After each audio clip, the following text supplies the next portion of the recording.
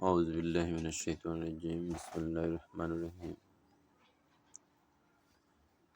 ভালো বা তাকওয়ান ব্যক্তি চেনার উপায়। ভালো বা তাকওয়ান ব্যক্তি চেনার উপায় হলো তাদের আচরণে সততা, আল্লাহভীতি, নৈতিকতা, অন্যের প্রতি দয়া ও ক্ষমাশীলতা, আত্মনিয়ন্ত্রণ মানে নিজকে নিয়ন্ত্রণ এবং সৎ কাজে অংশগ্রহণ দেখা যাবে। তারা একা থাকলেও খারাপ কাজ থেকে বিরত থাকে, আল্লাহর ভয়ে এবং সর্বদা আল্লাহর উপস্থিতি অনুভব করে। আল্লাহ সবকিছু সবসময় দেখেন। তারা শুধু মুখে নয়, কাজে কর্মে নিজেদের তাকওয়া প্রমাণ করে, যেমন সাধ্যমতো দান করে, নিজের রাগ নিয়ন্ত্রণ করে এবং মানুষকে মাফ করে দেয়।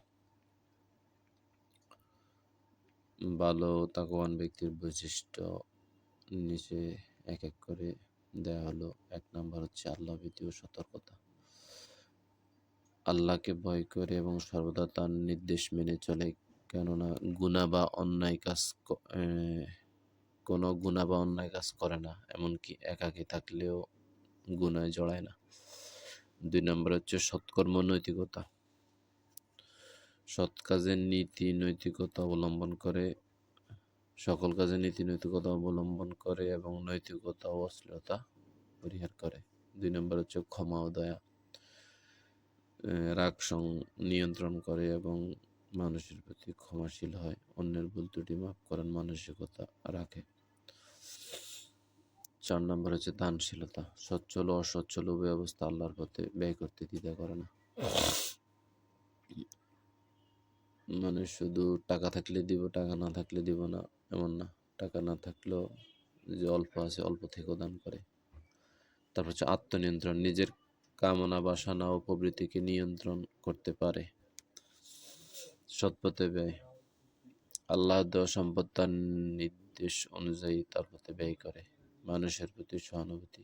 অন্যদের বিপদে পাশে দাঁড়ায় এবং সাহায্য করতে চেষ্টা করে। আন্তরিকতা। তাদের আচরণে আন্তরিকতা ও সততা থাকে, যা অন্যের শ্রদ্ধা আকর্ষণ করে। অন্যের ভালোবাসা তার প্রতি সৃষ্টি হয়, তাকে মানুষ মন থেকে ভালোবাসতে শুরু করে। সঠিক ইবাদত। সঠিকভাবে নামাজ আদায় করে এবং আল্লাহর স্মরণকে গুরুত্ব দেয়। নফল ইবাদতে বেশি বেশি লেগে থাকে। সাহস ও স্থিরতা। দুঃসময়ে অবিচল থাকে এবং সমাধানের পথ খুঁজে বের করার চেষ্টা করে। মূলত তাকওয়া অন্তরে থাকে, কিন্তু তার প্রভাব ব্যক্তির প্রতিটি কাজ ও আচরণে ফুটে ওঠে এবং যা তাকে ভালো মানুষ হিসেবে প্রতিষ্ঠিত করে।